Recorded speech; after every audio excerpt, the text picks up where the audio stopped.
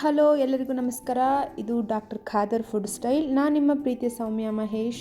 ಬನ್ನಿ ಸಬ್ಸ್ಕ್ರೈಬ್ ಮಾಡ್ಕೊಳ್ಳಿ, ಹೊಸ ವಿಡಿಯೋಗಳ ನೋಟಿಫಿಕೇಷನ್ ತಕ್ಷಣಕ್ಕೆ ತಲುಪತ್ತೆ. ನಾನು ಇವತ್ತಿನ ದಿವಸ ನಿಮಗೆ ತಿಳಿಸ್ಕೊಡ್ತಾ ಇರೋದು ಮಿಲ್ಲೆಟ್ ಪಾಲಕ್ ರೈಸ್ ಮತ್ತು ವೆಜಿಟೇಬಲ್ ಸಾಸ್. ನೋಡಿ ಎಷ್ಟು ಚೆನ್ನಾಗಿ ಬಿಸಿಯಾಗಿದೆ, ತಿಂದ್ರೂ ಅಷ್ಟೇ ಟೇಸ್ಟಾಗಿರುತ್ತೆ ಅನ್ನಿಸ್ತಾ ಇದೆ ಅಲ್ವಾ? ಹೌದು, ಈ ಚಳಿಗಾಲಕ್ಕೆ ಚಳಿ ದಿನಕ್ಕೆ ನಮಗೇನು ಅನಿಸುತ್ತೆ, ಯಾವಾಗಲೂ ಖಾರ ಖಾರ ಬಿಸಿ ಬಿಸಿದು ಏನಾದರೂ ಇದ್ದರೆ ತಿನ್ನೋಕ್ಕೆ ತುಂಬ ಇಷ್ಟಪಟ್ಟು ತಿಂತಾ ಇರ್ತೀವಿ. ಅದರಿಂದ ನಾನಿವತ್ತು ನಿಮಗೋಸ್ಕರನೇ ಬಂದಿರೋದು ವೆಜಿಟೇಬಲ್ ಸಾಸ್ ಮತ್ತು ಮಿಲ್ಲೆಟ್ ಪಾಲಕ್ ರೈಸ್. ಬನ್ನಿ ಹೇಗೆ ಮಾಡೋದಂತ ನೋಡ್ಕೊಂಡು ಬರೋಣ. ರೈಸ್ ಐಟಮ್ ಅಂದಿದ ತಕ್ಷಣ ಮೊದಲು ನಮಗೆ ಬೇಕಾಗಿರೋದು ರೆಡಿ ಮಾಡಿರೋ ಅನ್ನ. ಅದಕ್ಕೋಸ್ಕರ ನಾನಲ್ಲಿ 1 ಕಪ್ ಮಿಲ್ಲೆಟ್ ರೈಸ್ನ ನೆನೆಸಿ ಅನ್ನ ಮಾಡ್ಕೊಂಡಿದ್ದೀನಿ. ಮಿಲ್ಲೆಟ್ಸ್ನ ಯಾವಾಗಲೂ ಬಳಸೋದಕ್ಕಿಂತ ಮುಂಚೆನೇ 6ರಿಂದ 8 ಗಂಟೆಗಳ ಕಾಲ ನೆನೆಸ್ಕೊಂಡು ರೈಸ್ ಮಾಡ್ಕೋಬೇಕು. ನಾನಿಲ್ಲಿ ರೈಸ್ನ ಸ್ಪ್ರೆಡ್ ಮಾಡಿರೋ ಕಾರಣ ಏನಂತಂದರೆ ಉದುರುದುರಾಗಿದ್ದರೆ ಚೆನ್ನಾಗಾಗುತ್ತೆ ಅನ್ನೋ ಕಾರಣದಿಂದ. ಬನ್ನಿ ನೆಕ್ಸ್ಟು ಅರ್ಧ ಮುಷ್ಟಿ ಕೊತ್ತಂಬರಿ ಸೊಪ್ಪು, 1 ಕಟ್ ಪಾಲಕ್, 10 ಪುದೀನ ಎಲೆ, 6 ಹಸಿಮೆಣಸಿನಕಾಯಿ, ಸ್ವಲ್ಪ ಎತ್ತಿನ ಗಾಣದ ಶೇಂಗಾ ಅಡುಗೆ ಎಣ್ಣೆಯನ್ನು ಬಳಸ್ಕೊತಾ ಇದ್ದೀನಿ. ವೆಜಿಟೇಬಲ್ ಸಾಸ್ ಮಾಡೋದಕ್ಕೆ 1 ಟೇಬಲ್ ಸ್ಪೂನ್ ಬೆಣ್ಣೆ, 1 ಟೀ ಸ್ಪೂನ್ ಕಾಳು ಮೆಣಸಿನ ಪುಡಿ, 10 ಬೆಳ್ಳುಳ್ಳಿಗಳನ್ನು ಜಜ್ಜಿಟ್ಕೊಂಡಿದ್ದೀನಿ, 1 ಟೇಬಲ್ ಸ್ಪೂನ್ ಸಿರಿಧಾನ್ಯದ ಹಿಟ್ಟು, ಅರ್ಧ ತೆಂಗಿನಕಾಯಿಯನ್ನು 200 ml ನೀರಿನೊಂದಿಗೆ ತೆಂಗಿನ ಹಾಲನ್ನು ರೆಡಿ ಮಾಡಿಟ್ಕೊಂಡಿದ್ದೀನಿ. ವೆಜಿಟೇಬಲ್ಗಳನ್ನು ಸ್ಲೈಸಾಗಿ ಕಟ್ ಮಾಡಿಟ್ಕೊಂಡಿದ್ದೀನಿ. 1 ಬೌಲ್ ಕ್ಯಾಪ್ಸಿಕಮ್, 1 ಬೌಲ್ ಈರುಳ್ಳಿ, ನಾನಿಲ್ಲಿ ಮಶ್ರೂಮ್ನ ಬಳಸ್ಕೊಂಡಿದ್ದೀನಿ, ಹಾಗೂ ಕ್ಯಾರೆಟ್. ನಿಮಗಿಷ್ಟ ಆಗೋ ಯಾವುದೇ ಇನ್ನಿತರ ಬೀನ್ಸ್, ಕಾಲಿಫ್ಲವರ್, ಕಲರ್ ಕ್ಯಾಪ್ಸಿಕಮ್ ಯಾವುದೇ ವೆಜಿಟೇಬಲ್ಗಳನ್ನು ಇದಕ್ಕೆ ಸ್ಲೈಸಾಗಿ ಕಟ್ ಮಾಡಿ ಬಳಸ್ಕೋಬೋದು. 4 ಚಿಟಿಕೆ ಜಾಜಿಕಾಯಿ ಫ್ರೆಶ್ ಪೌಡರ್, 1 ಟೇಬಲ್ ಸ್ಪೂನ್ ಅಚ್ಚಖಾರದ ಪುಡಿ ಹಾಗೂ ಉಪ್ಪು.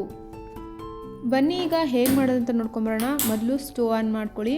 ಒಂದು ಸ್ಟೀಲ್ ಪಾತ್ರೆನ ಇಟ್ಟು ಅದಕ್ಕೆ ಅರ್ಧ ಲೀಟರ್ ನೀರನ್ನು ಹಾಕಿ ಚೆನ್ನಾಗಿ ನೀರು ಕುದ್ಮೇಲೆ ಸ್ಟವ್ ಆಫ್ ಮಾಡ್ಕೊಳ್ಳಿ.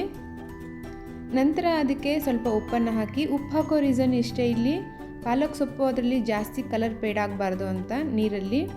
ಈಗ ಪಾಲಕ್ ಸೊಪ್ಪನ್ನ ಹಾಕಿ ಮಿಕ್ಸ್ ಮಾಡ್ಕೊಳ್ಳಿ. 1 ನಿಮಿಷ ಅದನ್ನ ಬಾಯಿ ಮುಚ್ಚಿ ಸೈಡ್ಗೆ ಎತ್ತಿಟ್ಬಿಡಿ. ಇವಾಗ ಒಂದು ಪಾತ್ರೆಯಲ್ಲಿ ನೀರನ್ನು ತಗೊಳ್ಳಿ. ಬಿಸಿ ನೀರಲ್ಲಿರೋ ಪಾಲಕ್ ಸೊಪ್ಪನ್ನು ಆ ತಣ್ಣೀರಿಗೆ ಹಾಕ್ತಾ ಬನ್ನಿ.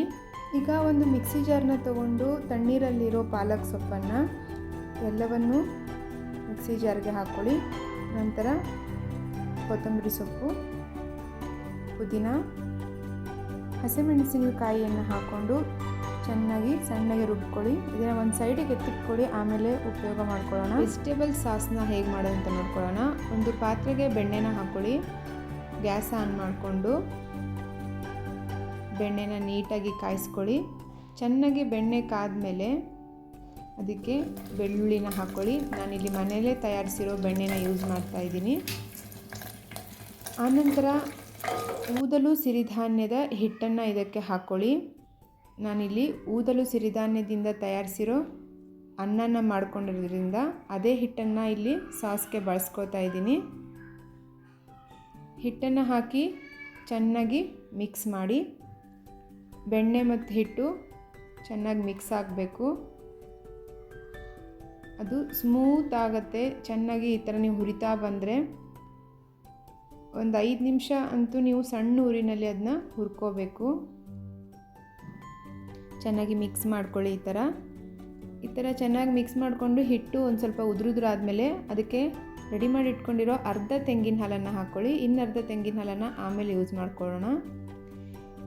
ತೆಂಗಿನ ಹಾಲು ಮತ್ತು ಹಿಟ್ಟು, ಬೆಣ್ಣೆ ಚೆನ್ನಾಗಿ ಮಿಕ್ಸ್ ಆಗೋ ಥರ ಎಲ್ಲನೂ ನೀಟಾಗಿ ಈ ಥರ ಹೊಂದಿಸಿ 1 ಸ್ಪೂನ್ ಸಹಾಯದಿಂದ ಈ ಥರ ಮಿಕ್ಸ್ ಮಾಡ್ತಾನೆ ಇರಿ, ಇಲ್ಲಾಂದರೆ ಅದು ತಳಕ್ಕೆ ಹಿಡ್ಕೊಂಡು ಬಿಡತ್ತೆ. ಈ ಥರ ಗಟ್ಟಿ ಆಗೋ ಥರ ಮಿಕ್ಸ್ ಮಾಡ್ಕೊಳ್ಳಿ. ಇವಾಗ ಇದು ಚೆನ್ನಾಗಿ ಬೆಂದಿದೆ. ಇದಕ್ಕೆ ಅರ್ಧ ಕಾಯಿ ಹಾಲನ್ನು ಹಾಕಿ ಇನ್ನೊಂದು ಸರಿ ಚೆನ್ನಾಗಿ ಮಿಕ್ಸ್ ಮಾಡಿ. ಕಾಯಿ ಹಾಲು ಹಿಟ್ಟು ಚೆನ್ನಾಗಿ ಮಿಕ್ಸ್ ಆಯಿತು. ಇವಾಗ ಈ ಸಮಯದಲ್ಲಿ ಒಂದು ಸ್ವಲ್ಪ ಉಪ್ಪನ್ನು ಹಾಕಿ, 1 ಸ್ಪೂನ್ ಉಪ್ಪಾದರೆ ಸಾಕು.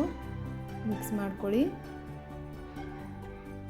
ಒಳ್ಳೆ ಘಮ ಬರ್ತಾ ಇರುತ್ತೆ. ನೀವು ಮಾಡುವಾಗ ನಿಮಗೆ ಅದರ ಅನುಭವ ಆಗುತ್ತೆ. ಇವಾಗ ಚೆನ್ನಾಗಿ ಕುದೀತಾ ಇದೆ. ಈ ಟೈಮಲ್ಲಿ ಅಚ್ಚ ಖಾರದ ಪುಡಿ 1 ಸ್ಪೂನ್ ಹಾಕ್ಕೊಳ್ಳಿ. ಅದನ್ನು ಚೆನ್ನಾಗಿ ಮಿಕ್ಸ್ ಮಾಡ್ಕೊಳ್ಳಿ. ಖಾರದ ಪುಡಿ ಹಾಕಿದ ಮೇಲೆ ಒಂಥರ ಗಂಟು ಥರ ಕಾಣ್ತಾ ಇದೆ ನೋಡಿ, ಅದೆಲ್ಲ ಹೋಯಿತು. ಇವಾಗ ಚೆನ್ನಾಗಿ ಮಿಕ್ಸ್ ಮಾಡಿಕೊಂಡ್ರೆ ಎಲ್ಲ ಹೊಂದ್ಕೊಂಡು ಬಿಡುತ್ತೆ. ಅದು ಒಂದು ಕುದಿ ಬರ್ತಿದ್ದಂಗೆ ಇಲ್ಲಿ ಜಾಜಿಕಾಯಿಯ ಪುಡಿ ಮಾಡಿಟ್ಕೊಂಡಿದ್ರಲ್ಲ ಫ್ರೆಶ್ ಆಗಿರೋದು, ಅದನ್ನು ಹಾಕಿ ಮಿಕ್ಸ್ ಮಾಡ್ಕೊಳ್ಳಿ. ಇದು ಕುದೀತಾ ಇರಲಿ. ಇನ್ನೊಂದು ಕಡೆಗೆ ನಾವು ಒಂದು ಬಾಣಲೆನ ಇಟ್ಟು ಅದಕ್ಕೆ ಸ್ವಲ್ಪ ಎಣ್ಣೆನ ಹಾಕ್ಕೊಳ್ಳಿ.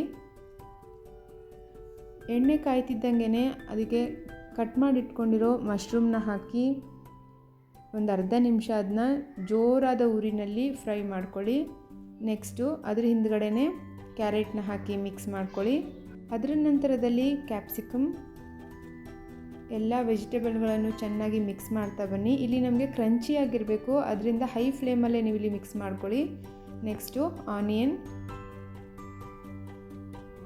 ಸ್ಮೂತಾಗಿ ವೆಜಿಟೇಬಲ್ ಇಲ್ಲಿ ಕುಕ್ ಆದರೆ ಚೆನ್ನಾಗಿರೋದಿಲ್ಲ ಸಾಸ್ಗೆ, ಅದರಿಂದ ಹೈ ಫ್ಲೇಮಲ್ಲೇ ಮಿಕ್ಸ್ ಮಾಡ್ಕೊಳ್ಳಿ. ಇವಾಗ ಕಾಳು ಮೆಣಸಿನ ಪುಡಿ 1 ಸ್ಪೂನ್ ಹಾಕ್ಕೊಂಡು ಇವಾಗಲೂ ಒಂದು ಸ್ವಲ್ಪ ಚೆನ್ನಾಗಿ ಮಿಕ್ಸ್ ಮಾಡ್ಕೊಳ್ಳಿ. ಸ್ವಲ್ಪ ರುಚಿಗೆ ತಕ್ಕಷ್ಟು ಉಪ್ಪನ್ನು ಹಾಕ್ಕೊಳ್ಳಿ. ಒಂದು ನಿಮಿಷಗಳ ಕಾಲ ಇದನ್ನ ಮಿಕ್ಸ್ ಮಾಡಿಕೊಂಡ್ರೆ ಒಂಥರ ಕ್ರಂಚಿಯಾಗಿ ಕುಕ್ ಆಗುತ್ತೆ. ಇವಾಗ ಸೈಡಲ್ಲಿ ಇಟ್ಕೊಂಡಿರೋ ಸಾಸ್ಗೆ ವೆಜಿಟೇಬಲ್ಗಳನ್ನೆಲ್ಲ ಹಾಕ್ಕೊಂಡು ಚೆನ್ನಾಗಿ ಮಿಕ್ಸ್ ಮಾಡಿ 1-2 ನಿಮಿಷ ಇದು ವೆಜಿಟೇಬಲ್ನೊಂದಿಗೆ ಎಲ್ಲ ಹೊಂದ್ಕೊಂಡ್ರೆ ವೆಜಿಟೇಬಲ್ ಸಾಸ್ ರೆಡಿ ಆಗುತ್ತೆ. ಈಗ ವೆಜಿಟೇಬಲ್ ಸಾಸ್ ರೆಡಿ ಆಯಿತು. ನೆಕ್ಸ್ಟು ಸ್ಟವ್ ಮೇಲೆ ಒಂದು ಬಾಣಲೆ ಇಟ್ಕೊಂಡು ಅದಕ್ಕೆ ಸ್ವಲ್ಪ ಎಣ್ಣೆ ಹಾಕಿ, ಎಣ್ಣೆ ಕಾದ್ಮೇಲೆ ರೆಡಿ ಮಾಡಿಟ್ಕೊಂಡಿರೋ ಪಾಲಕ್ ಪೇಸ್ಟನ್ನು ಅದಕ್ಕೆ ಹಾಕಿ ಚೆನ್ನಾಗಿ ಮಿಕ್ಸ್ ಮಾಡ್ಕೊಳ್ಳಿ. ಒಂದು ಅರ್ಧ ನಿಮಿಷ ಮಿಕ್ಸ್ ಮಾಡಿಕೊಂಡ್ರೆ ಸಾಕು, ಜಾಸ್ತಿ ಏನು ಬೇಡ. ಇವಾಗ ಸ್ವಲ್ಪ ಪೆಪ್ಪರ್ ಪೌಡರನ್ನ ಹಾಕ್ಕೊಳ್ಳಿ, ಅಂದರೆ ಕಾಳು ಮೆಣಸಿನ ಪುಡಿನ ಸ್ವಲ್ಪ ಹಾಕ್ಕೊಳ್ಳಿ. ಇವಾಗ ರೈಸ್ ಹಾಕಿ ಚೆನ್ನಾಗಿ ಮಿಕ್ಸ್ ಮಾಡ್ಕೊಳ್ಳಿ.